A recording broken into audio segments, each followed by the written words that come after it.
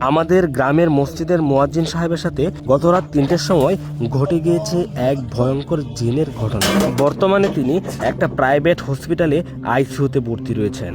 গতকাল রাতে কি ঘটেছিল সেটা বোঝার জন্য আপনাকে সম্পূর্ণ ভিডিওটি দেখতে হবে। দয়া করে ঘটনাটি না বুঝে কেউ কমেন্ট বক্সে গালাগালি করবেন না। একদম শুরু থেকে আপনাদেরকে বিষয়টা বুঝিয়ে বলার চেষ্টা করছি। বিষয়টা একটু ভালো করে লক্ষ্য করুন। দেখুন, উনি যখন ঘুমিয়ে আছেন তখন ওনার বিছানার পাশে যে টেবিলটি ছিল সেই টেবিলের উপর কলস আরও জিনিসগুলো কীভাবে নিজে থেকেই নড়াচড়া করছে। এক পর্যায়ে এগুলোর শব্দে ওনার ঘুম ভেঙে যায়। উনি বিষয়টা দেখার পর কিছুটা অবাক হয়ে যান। এগুলো যেহেতু ওনার ঘুমন্ত অবস্থায় হয়েছে, উনি বিষয়টাকে খুব স্বাভাবিক ভেবেই আবারও ঘুমোতে চলে যান। উনি ঘুমিয়ে পড়ার পর অনেকক্ষণ যাবৎ তেমন কিছু ঘটেনি।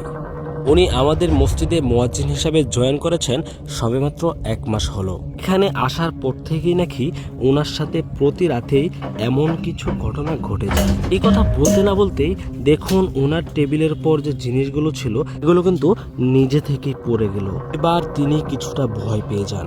তিনি উঠে দেখার চেষ্টা করছেন এখানে আসলে কি ঘটছে। তিনি আসার পর তার সাথে যে সমস্ত ঘটনা ঘটেছে তিনি সেগুলো মসজিদ কমিটিকে জানিয়েছেন, কিন্তু মসজিদ কমিটির লোকেরা তার কথা একদম বিশ্বাস করেননি। যখন এই কথাগুলো আমাদের কানে এসেছে তখন আমরা তার ঘরে গোপনে একটা ক্যামেরা লাগিয়ে দিয়েছিলাম। দীর্ঘ 7 দিন কেটে গেলেও গত রাতে আমাদের ক্যামেরায় রাত 3টার সময় এই ফুটেজটির রেকর্ড হয়। দেখুন, উনি এইসবে ভয় পেয়ে পানি খাওয়ার জন্য যখন বোতলটি হাতে নিলেন তখন আবারও তার টেবিলের উপর থেকে কলসটা আর বোতলটা নিচে পড়ে যায়। এবার তিনি পুরো মাত্রায় ভয় পেয়ে যান। আসলে তিনি এখন কি করবেন কিছুই বুঝে উঠতে পারছেন না।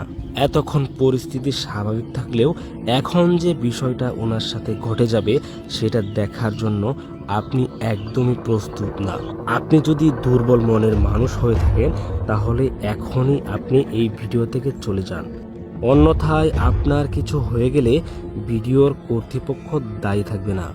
এত কিছু ঘটার পর তিনি ভয় পেয়ে এসেছেন পানি খাওয়ার জন্য। যখন তিনি পানি খাবেন অতঃপর তার সাথে কি হয় আপনারা নিজের চোখেই দেখুন।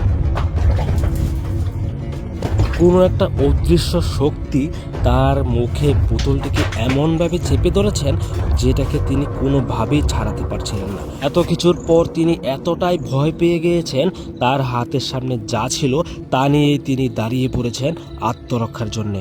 যে লাঠি দ্বারা তিনি নিজের আত্মরক্ষা করতে চেয়েছিলেন সেই লাঠি কিনা তার উপর চেপে বসেছে। তার গলায় এমনভাবে লাঠিটা চেপে ধরেছে তিনি তার শরীরের সর্বশক্তি দিয়েও লাঠিটিকে নিজের শরীর থেকে সরাতে পারছেন না। মত অবস্থায় নিজেকে বাঁচানোর জন্য মনে মনে দোয়া দরুদ পড়ছেন আর নিজের সর্বোচ্চ শক্তি দিয়ে লাঠিটিকে নিজের শরীর থেকে সরানোর চেষ্টা করছেন। এখন আপনার মনে প্রশ্ন আসতে পারে একটা লাঠি কিভাবে মানুষের উপর আক্রমণ করতে পারে। আপনি যদি এইটাকে কোনো সাধারণ লাঠি ভেবে থাকেন তাহলে আপনি ভুল করছেন।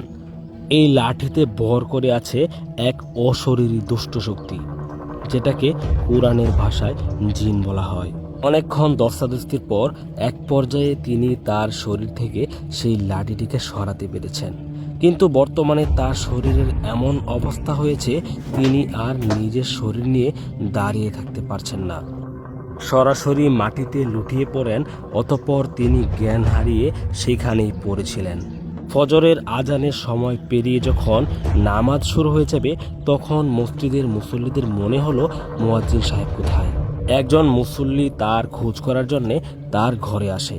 আসার পর যখন দেখতে পেল তিনি মাটিতে পড়ে আছেন তখন সবাই মিলে তার জ্ঞান ফেরানোর চেষ্টা করেন।